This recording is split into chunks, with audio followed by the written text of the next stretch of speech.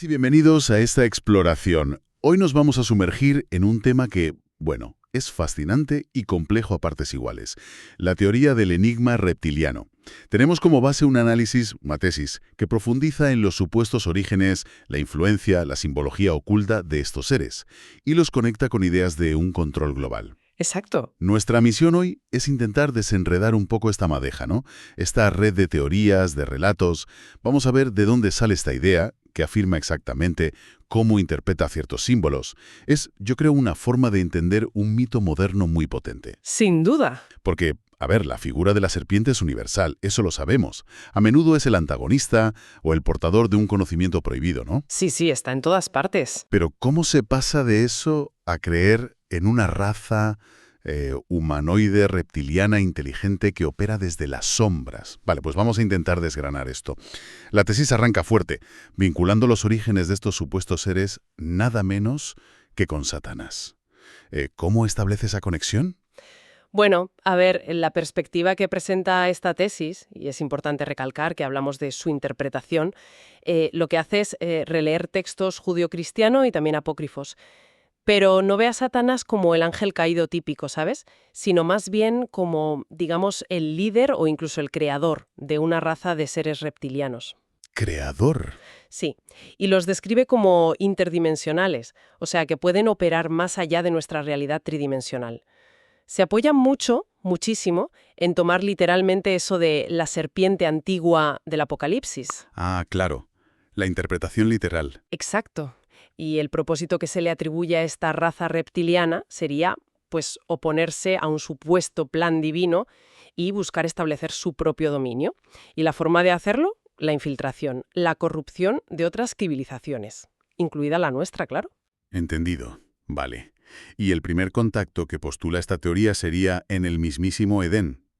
¿Cómo se reinterpreta ese pasaje del Génesis? Pues ahí la tesis da otra vuelta de tuerca. Propone que la serpiente que tienta a Eva no era, vamos, un animal corriente.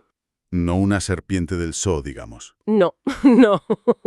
Sería un reptiliano inteligente, un agente de esa fuerza satánica que mencionábamos. Y su objetivo no era solo la caída en el sentido religioso tradicional. ¿Había algo más? Sí, algo más profundo, según esta visión. Alterar genéticamente a la humanidad. Se habla de infundir el linaje de la serpiente. Alterar genéticamente. ¿Pero con qué fin? ¿Para qué? Pues la idea que plantea la tesis es crear una especie de esclavo biológico, un ser humano modificado genéticamente, más fácil de manejar, ¿Más manejable cómo? especialmente a través de lo que la tesis llama emociones de baja vibración, el miedo, la culpa, la ansiedad. Seríamos, según esto, una versión de la humanidad más fácil de controlar desde las sombras. Tela. Eso nos lleva entonces al concepto clave del linaje de la serpiente. ¿Qué implica exactamente? Es que es absolutamente central en toda esta teoría. Se teoriza que estos reptilianos, para operar aquí, en nuestro plano físico, necesitarían mezclar su ADN con el humano. Para crear híbridos. Exacto, híbridos que puedan actuar como sus representantes, sus agentes aquí. La tesis llega a sugerir que ciertas familias muy poderosas, muy antiguas, ¿Como quiénes? pues apunta a linajes reales europeos, ciertas élites políticas, financieras, serían portadores de este ADN híbrido. ¿Y eso explicaría, según la tesis, su comportamiento, su forma de actuar? Justo.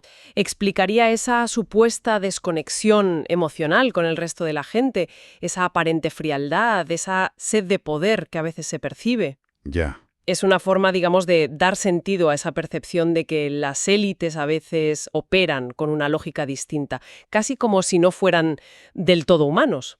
Esto, claro, conecta con ideas más viejas, lo de la sangre azul, linajes especiales, pero le da un giro mucho más oscuro, más siniestro. Incluso se llega a hablar de rituales para mantener ese poder o ese linaje, ¿no? Sí. La tesis sugiere que este linaje híbrido necesitaría consumir cierta energía vital. Y especula con que podría obtenerse de la sangre humana o del sufrimiento extremo, de la adrenalina generada por el miedo intenso. Madre mía. Y claro, esto enlaza directamente con otras teorías de la conspiración sobre sacrificios rituales en sociedades secretas. Es un tema recurrente en este mundillo. La cosa se pone aún más extraña cuando postula una base física oculta, Se menciona el testimonio de una mujer, a veces la llaman Kati, otras Amaru, sobre el centro de la Tierra. Correcto. Su testimonio es bastante importante para los que sostienen esta teoría. Ella cuenta, o contó, haber sido llevada por un ser reptiliano a través de túneles. Túneles. Sí, hasta una cavidad enorme, intraterrestre. Y describe una ciudad tecnológicamente muy avanzada, una sociedad reptiliana muy jerarquizada, trabajadores, científicos, guerreros, una élite real. Una sociedad completa bajo tierra. Eso dice, y afirma que son maestros del camuflaje. Según su relato, la llevaron allí para estudiarla y también para darle una especie de advertencia sobre la autodestrucción humana. Una civilización intraterrestre. Y esto lo relacionan con el axioma hermético, como es arriba, es abajo. ¿Cómo encaja eso? Pues la tesis lo aplica de forma muy literal. Sugiere que la Tierra no es una bola sólida, sino que alberga un sol central y ecosistemas internos. Un sol dentro de la Tierra. ¿Sí? Y que esa sociedad reptiliana intraterrestre sería como un reflejo oscuro invertido de la superficie. Control total de la élite, una población manipulada, tecnología usada para el dominio. El arriba, o sea, nuestra superficie, estaría influenciado, incluso controlado, por ese abajo, ese supuesto inframundo reptiliano. Aquí es donde la cosa se pone, realmente interesante. Si seguimos el hilo de la tesis, si aceptamos esas premisas, el linaje híbrido, la base intraterrestre, ¿cómo se manifestaría esa influencia reptiliana aquí, en nuestro mundo? La tesis postula un control, pues prácticamente total, en política y economía. Sugiere que gobiernos clave, bancos centrales, grandes corporaciones estarían dirigidos o muy influenciados por estos híbridos o por los propios reptilianos. ¿Y en los medios, la cultura? También. Se usarían para adoctrinar, para normalizar lo que llaman decadencia, para adormecer la conciencia crítica con entretenimiento vacío o superficial. ¿Incluso las guerras formarían parte de ese plan? También las incluye. La tesis argumenta que los grandes conflictos se orquestarían a propósito, para generar miedo, sufrimiento, a gran escala. ¿Y por qué? ¿Para qué querrían eso? Porque esas emociones de baja vibración, como las llaman, serían una fuente de energía para ellos. Una especie de alimento energético.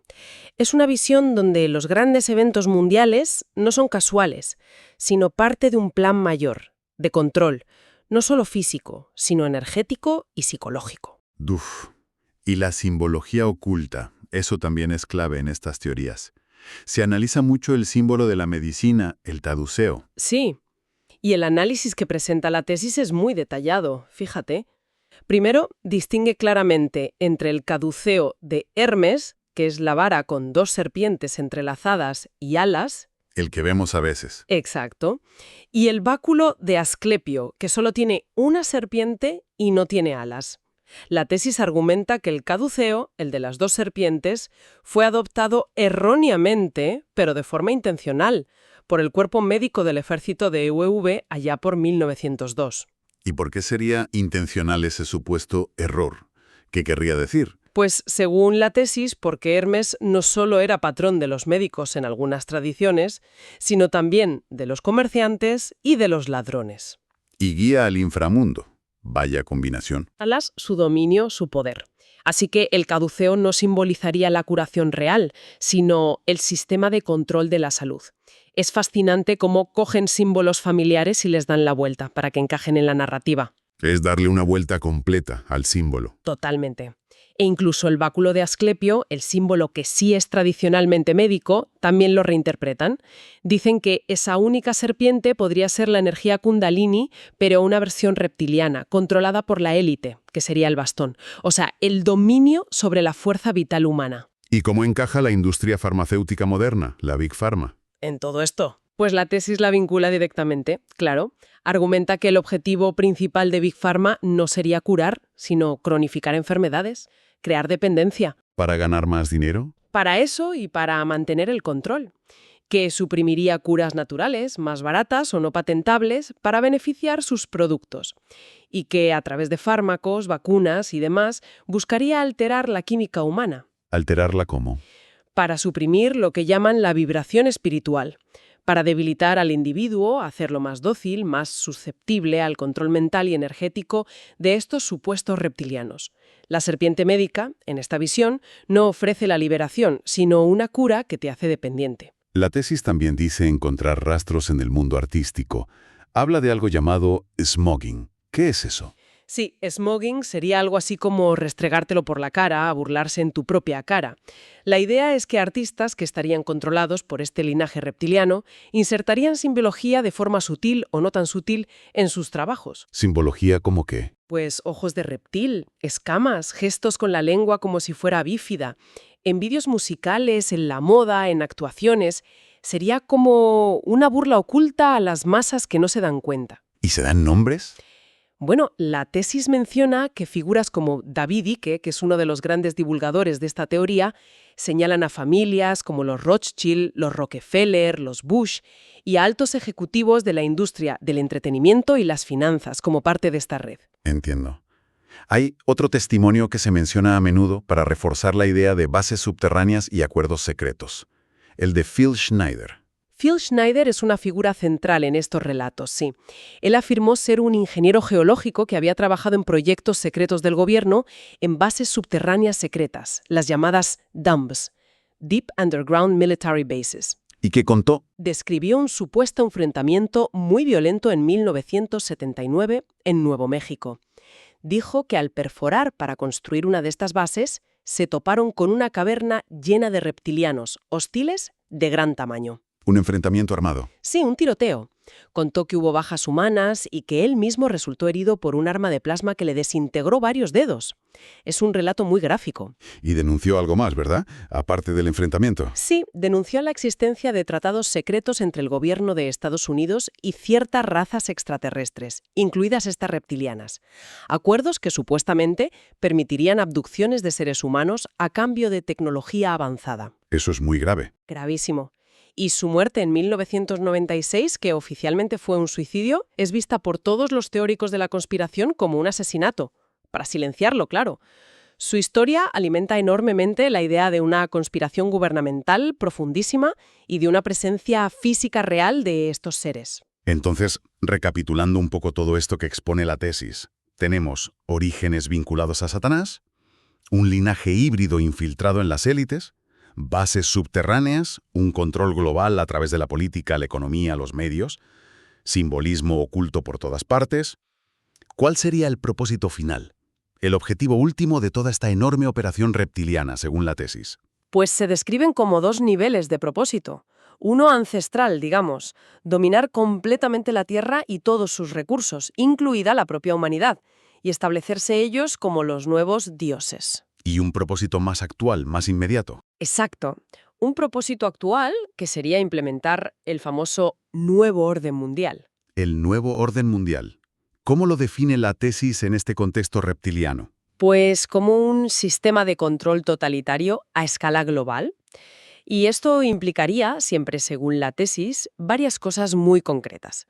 Una reducción drástica de la población mundial. ¿Reducción de población? Sí. Vigilancia absoluta y constante sobre los supervivientes, mencionando tecnologías como el 5G, los microchips implantados. Y la erradicación total de las libertades individuales y de cualquier forma de espiritualidad natural o no controlada. Vamos, una distopía total. Básicamente, una prisión planetaria, controlada desde las sombras por estos híbridos y desde ese supuesto mundo intraterrestre por los propios reptilianos. Hemos recorrido un camino complejo, la verdad. Desde esos supuestos orígenes cosmogónicos ligados a Satanás, la reinterpretación del Edén, pasando por la teoría del linaje híbrido en las élites, las bases intraterrestres, los mecanismos de control global y hasta la decodificación de símbolos como el caduceo médico. Sí, ha sido un viaje intenso. Y es fundamental subrayar algo que, curiosamente, la propia tesis analizada suele concluir o admitir en algún punto. Toda esta teoría es inverificable científicamente. No hay pruebas empíricas. Claro. Se sitúa de lleno en el terreno de la pseudohistoria, de la teoría de la conspiración pura y dura. Sin embargo, su persistencia, lo elaborada que es, la convierte en un fenómeno cultural muy relevante.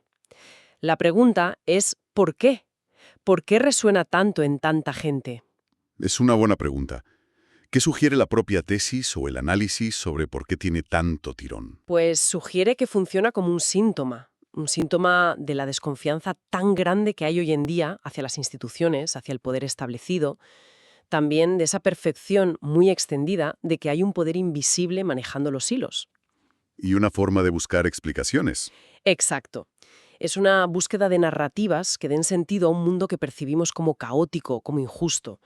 Y la figura del reptiliano, ya sea que se crea literal o se vea como una metáfora, encarna arquetipos muy antiguos. La fuerza oscura, el engaño, la tentación, el control absoluto. Es una forma de ponerle cara a ese miedo difuso que sentimos ante fuerzas que parecen manejar nuestras vidas sin que podamos hacer nada. Entonces, ¿qué significa todo esto al final? La tesis parece plantearlo como un espejo de nuestros miedos más profundos. Y eso, la verdad, nos deja pensando. Si esta teoría tan elaborada es como sugiere la conclusión de estos análisis, un síntoma de nuestro malestar moderno, una forma casi desesperada de buscarle sentido a todo, ¿qué otros mitos modernos, qué otras narrativas grandiosas podrían estar cumpliendo funciones parecidas hoy en día? Intentando explicar estructuras de poder que se nos escapan o canalizando ansiedades colectivas. Es algo sobre lo que sin duda da para reflexionar. Desde luego, da mucho que pensar sobre cómo construimos el sentido en el mundo actual.